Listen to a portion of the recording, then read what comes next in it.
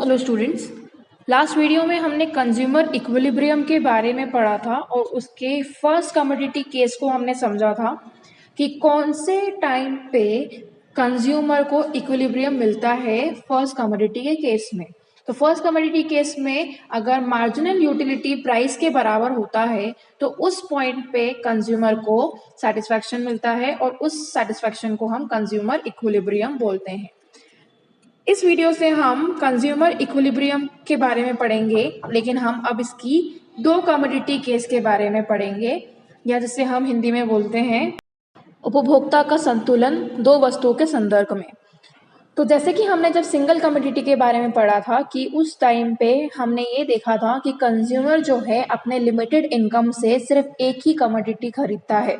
मतलब single commodity उस assumption पे या उस मान्यता पे चलता है कि जो एक उपभोक्ता है या कंज्यूमर जो है वो सिर्फ अपने इनकम से एक ही वस्तु को खरीदता है, और उस टाइम पे जो वस्तु होती है जो कीमत होती है उस वस्तु की, वो कैसी होती है, फिक्स रहती है, चेंज नहीं होती रहती है, मतलब स्थिर रहती है, कांस्टेंट रहती है। लेकिन अगर हम बात करें दो कमोडिटी के केस में, तो इस टाइम पे जो कंज्यूमर है वो अपनी इनकम को डिस्ट्रीब्यूट कर देता है गुड्स खरीदने में, और वो गुड्स जो हो सकते हैं ज़रूरी नहीं है एक ही तरह के गुड्स हो। मतलब यहाँ पर वो अपनी इनकम को क्या करता है, स्प्लिट कर देता है, डिस्ट्रीब्यूट कर देता है दो गुड्स खरीदने में। मतलब यहाँ पर वो क्या कर सकता है, अपने इनकम से दो गुड्स खरीद सकता है। तो जो दो कमोडिटी के केस हैं या दो वस्तुओं के संदर्भ में हम जब कंज्यूमर इक्विलिब्रियम निकालते हैं, तो उस टाइम पे जो उपभोक्ता है वो अपनी इनकम जो है वो दो वस्तु को खरीदने में लगाता है, और उसमें हमें ये देखना है कि किस पॉइंट पे उसे दोनों वस्तुओं को खरीदने में सेटिस्फैक्शन मिलता है। तो अगर हम दो कमोडिटी की बात करें तो उस टाइम पे कंज्यूमर इक्विलिब्रियम कब कहलाएगा, वो मैंने यहाँ पर एक नीचे फॉर्मूला आपको दिया हुआ है, उस अकॉर्डिंग हमें देखना होगा। तो जो है MUX divided by PX equals to MUY divided by PY equals to MUM। MUX और MUY जो है वो marginal utility of good X और गुड Y है। जैसे कि हमने बात करी थी कि दो कमोडिटी के ऊपर अब ये बात होगी कि कंज्यूमर जो है अपनी इनकम से, अपनी आय से दो वस्तु को खरीद सकता है। तो MUX और MUY क्या है, मार्जिनल यूटिलिटी है गुड X की और गुड Y की। गुड X और गुड Y क्या है, दो वस्तुएं हैं या दो कमोडिटी है। PX और PY यहाँ पर प्राइस है ये, और प्राइस किसका है, जो हम जो भी वस्तु ले रहे हैं X वाला जो भी रहेगा उसकी प्राइस वो रहेगी, और Y जो खरीद रहे हैं उसकी जो प्राइस रहेगी वो। तो PX मतलब X की प्राइस और PY मतलब Y की प्राइस, और MUM मतलब मार्जिनल यूटिलिटी ऑफ मनी। तो consumer equilibrium two commodity case में हमें ये देखना होगा कि किस सिचुएशन में हमारा MUX अपॉन में PX इक्वल होगा MUY अपॉन में PY। अगर ये हो जाएगा दोनों सेम, तो उस टाइम पे कंज्यूमर को इक्विलिब्रियम मिलता है, या उस टाइम पे कंज्यूमर जो होता है उसका संतुष्टि लेवल रहता है। अगर इसको एग्जाम्पल को मैं एक बार हिंदी में समझाऊं तो यहाँ पर MUX अपॉन में PX है which is equal to MUY upon में PY इक्वल्स टू MUM। तो MUX और MUY जो है वो वस्तु X और Y की सीमांत उपयोगिता है। PX और PY वस्तु जो है वो X और Y की कीमतें हैं, और MUM मतलब मुद्रा का या मुद्रा की सीमांत उपयोगिता है। तो ये जो कंज्यूमर इक्विलिब्रियम, ये टू कमोडिटी केस वाले जो हैं उसको हम दो तरीके से समझेंगे। पहला तरीका जो है उसके अंदर प्राइस जो रहेगी दोनों कमोडिटी की या दोनों वस्तु की सेम रहेगी, और दूसरा वाला जो है उसके अंदर जो प्राइस रहेगी दोनों कमोडिटी की वो डिफरेंट रहेगी। तो सबसे पहले हम स्टार्ट करेंगे प्राइस दोनों कमोडिटी की हमें सेम रखना है। दोनों वस्तु जो हम खरीद रहे हैं वो सेम कीमतों में ही खरीदेंगे। अगर एक वस्तु 10 रुपये का है तो दूसरा वस्तु भी हमें 10 रुपये का ही लेना पड़ेगा। तो फर्स्ट केस हम स्टार्ट करेंगे, एग्जाम्पल के साथ समझेंगे, जिसके अंदर प्राइस जो रहेगी दोनों कमोडिटी की वो क्या रहेगी, सेम रहेगी।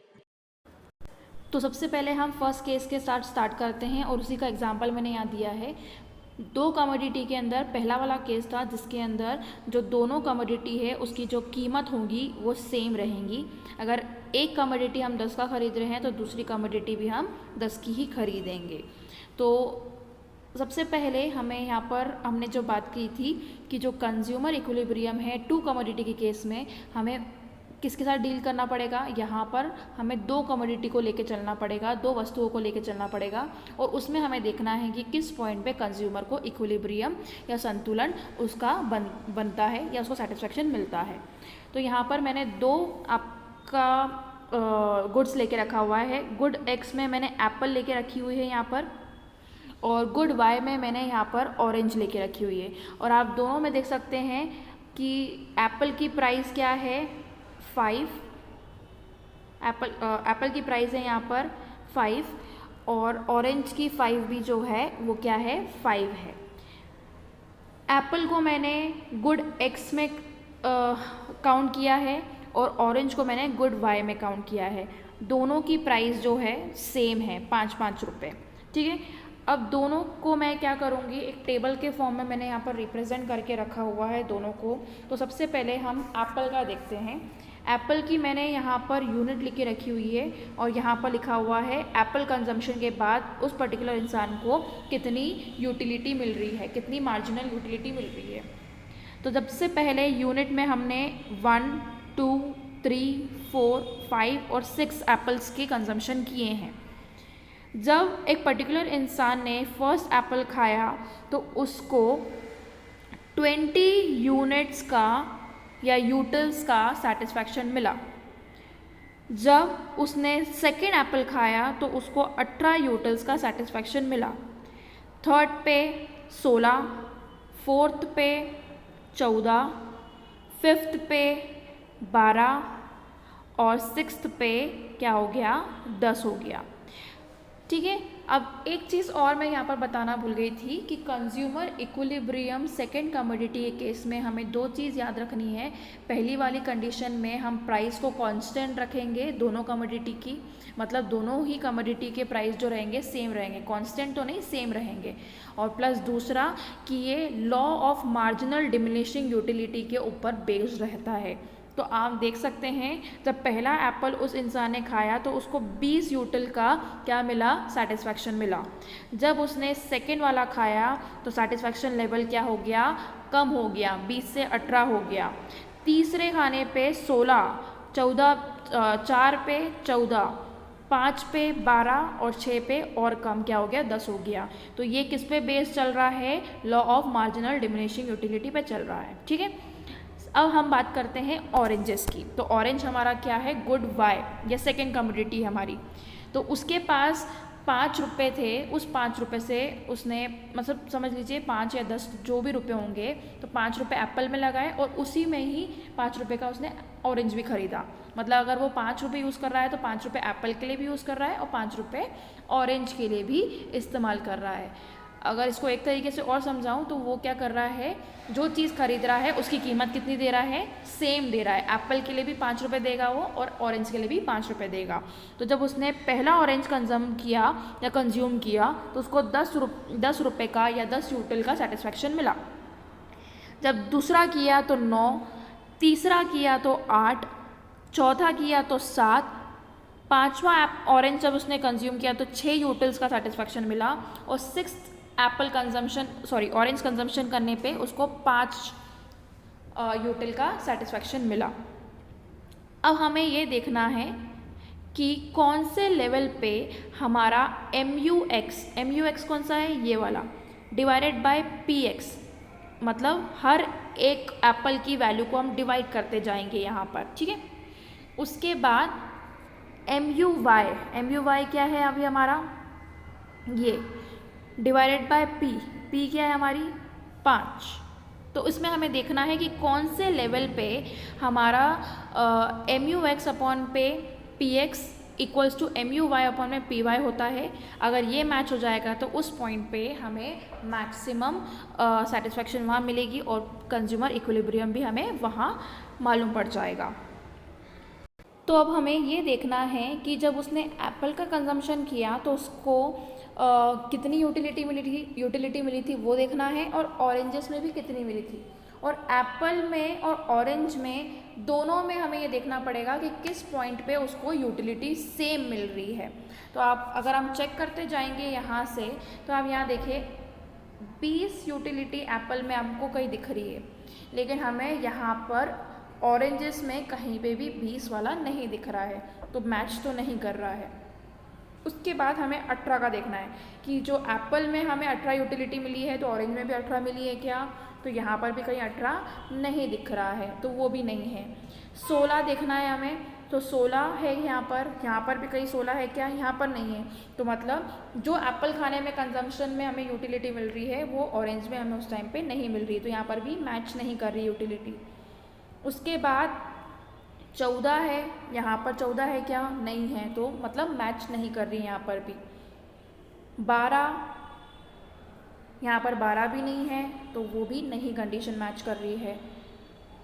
10, यहाँ पर 10 है जो कि है ये वाला, तो यहाँ पर ये मैच कर रहा है, मतलब हमारा MUX जो है वो हमारा MUY से मैच कर रहा है।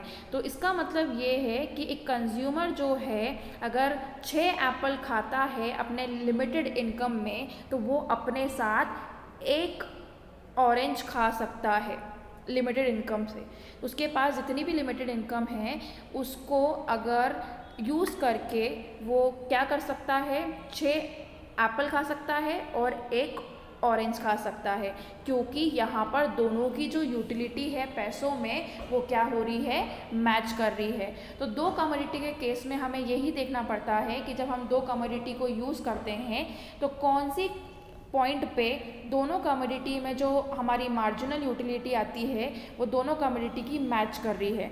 आप देखिए यहाँ पर जो मार्जिनल यूटिलिटी थी उसमें से सिर्फ 10 वाला यहाँ पर है और एक 10 यहाँ पर है, तो 6th पॉइंट जो एप्पल का है और फर्स्ट पॉइंट जो बनाना का है वो ही मैच कर रहा है। तो हम इस पॉइंट पे बोल सकते हैं कि कंज्यूमर जो है, जो उसके पास लिमिटेड इनकम थी, ये जो 5-5 रुपये वाली चीज़ थी, उससे वो क्या कर सकता है, 6 एप्पल खरीद सकता है और एक ऑरेंज खरीद सकता है, क्योंकि उससे उसको सेम सेटिस्फैक्शन मिलेगा, दोनों कंजम्पशन करने में उसको क्या मिलेगा, सेम सेटिस्फैक्शन मिलेगा। तो हमेशा हमें ये याद रखना है, दो कमोडिटी के केस में हमें दो कमोडिटी लेनी है, कमोडिटी एक्स या गुड एक्स और गुड वाई, और अगर हम उसमें वाले कंडीशन में चल रहे हैं जिसके अंदर प्राइस कांस्टेंट रहती है, चेंज नहीं होती, सेम रहती है, तो उस टाइम पे हमें ये देखना होता है कि जब हम पहली कमोडिटी का कंजम्पशन कर रहे हैं तो उसमें हमें कितना सेटिस्फैक्शन मिल रहा है, कितनी यूटिलिटी का सेटिस्फैक्शन मिल रहा है। जब हम दूसरी कर रहे हैं तो उसमें हमें कितना मिल रहा है, और दोनों कमोडिटी में हमें किस पॉइंट पे सेम सेटिस्फैक्शन मिल रहा है। तो इसमें हमें 6 एप्पल से मिल रहा था और हमें यहाँ पर एक ऑरेंज से मिल रहा था।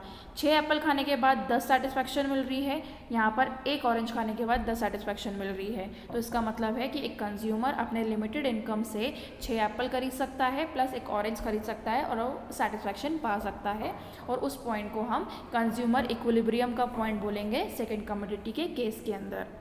तो जैसे कि हमने देखा कि अगर हमारा MUX अपॉन में PX equals to MUY upon में PY होता है तो उस टाइम पे कंज्यूमर इक्विलिब्रियम होता है, मतलब उस पॉइंट पे कंज्यूमर को ज़्यादा सेटिस्फैक्शन मिलेगा और वो पॉइंट कंज्यूमर इक्विलिब्रियम कहलाएगा। अगर हम बात करें कि अगर हमारा MUX और अपॉन में PX MUY अपॉन में PY के इक्वल ना हो तो उस टाइम पे क्या कंडीशन होगी। तो सबसे पहला वाला कंडीशन है, सपोज MUX अपॉन में PX is greater than MUY upon में PY। इस कंडीशन में हमें जो मार्जिनल यूटिलिटी है वो X कमोडिटी से ज़्यादा मिलेगी और Y कमोडिटी की जो मार्जिनल यूटिलिटी रहेगी वो कम रहेगी। मतलब हम जो X यूनिट खा रहे हैं, X गुड्स का जो कंजम्पशन कर रहे हैं, उसमें हमें सेटिस्फैक्शन ज़्यादा मिलेगा as compared to Y commodity से। देयरफॉर जो कंज्यूमर होगा वो ज़्यादा X कमोडिटी को परचेज करेगा और Y कमोडिटी को कम कर परचेज करेगा, जिसके वजह से तो जिसकी वजह से जो हमारी मार्जिनल यूटिलिटी जो है एक्स गुड्स की वो धीरे धीरे डिक्रीज होगी और मार्जिनल यूटिलिटी जो वाई गुड्स की है वो धीरे धीरे बढ़ेगी। क्यों?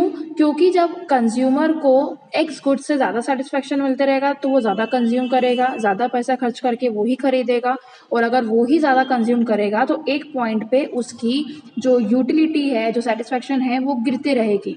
लॉ के अकॉर्डिंग चले, law of diminishing marginal utility के अकॉर्डिंग चले तो एक पॉइंट पे अगर कंज्यूमर एक ही चीज़ का कंजम्पशन करते जाता है तो उसकी मार्जिनल यूटिलिटी क्या होती है? गिरते जाती है। तो इसलिए अगर उसे एक्स गुड्स से ज़्यादा सेटिस्फेक्शन मिल रहा है तो वो ज़्यादा उसकी खरीदारी करेगा, ज़्यादा पैसे उसमें लगाएगा और ज़्यादा चीज़ वही कंज्यूम करेगा और ज़्यादा से ज़्यादा अगर वो चीज़ कंज्यूम कर रहा है तो उस टाइम पे क्या होगी? उसकी मार्जिनल यूटिलिटी धीरे धीरे कम होती जाएगी। लेकिन क्योंकि उसे वाई गुड्स से ज़्यादा सेटिस्फेक्शन नहीं मिल रहा है तो वो ज़्यादा वाई गुड्स को नहीं खरीदेगा और वो कंजम्पशन वाई गुड्स का कम करेगा, जिसके वजह से मार्जिनल यूटिलिटी जो है वाई की बढ़ी रहेगी। The consumer will continue to buy more of X till he reaches at the equilibrium again.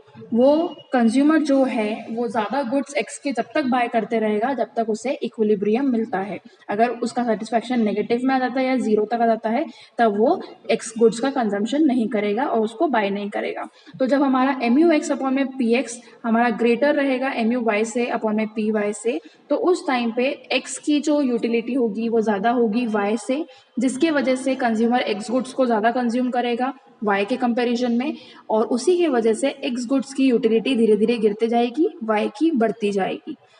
दूसरा कंडीशन है suppose M U X upon में P X is less than M U Y upon में P Y. तो इस condition में just reverse हो जाएगा। यहाँ पर हम वाई गुड्स को ज़्यादा कंज्यूम करेंगे क्योंकि हमें वाई गुड्स से ज़्यादा यूटिलिटी मिलेगी और अगर हमें वाई गुड्स से ज़्यादा यूटिलिटी मिलेगी तो हम अपना पैसा उसी में खर्च करेंगे, ज़्यादा कंजम्पशन उसी का करेंगे और लॉ के अकॉर्डिंग अगर हम ज़्यादा चीज़ का कंजम्पशन कंटिन्यूस बेसिस पे करते हैं तो उसकी यूटिलिटी जो होती है वो धीरे धीरे गिरती जाती है। तो इसीलिए इस टाइम पे जो कमोडिटी वाई होगी उसकी यूटिलिटी धीरे धीरे कम होगी और एक्स की जो यूटिलिटी है वो धीरे धीरे बढ़ती रहेगी। और यहाँ पर भी जो कंज्यूमर है वो वाई गुड्स तब तक खरीदते रहेगा या तब तक कंज्यूम करते रहेगा जब तक उसे इक्विलिब्रियम नहीं मिल जाता और इक्विलिब्रियम मिलने के बाद अगर उसे सेटिस्फेक्शन जो है ज़ीरो हो रहा है या उसका सेटिस्फेक्शन जो है नेगेटिव में जा रहा है तो उस टाइम पे वो उसको बाय करना या कंज्यूम करना बंद कर देगा।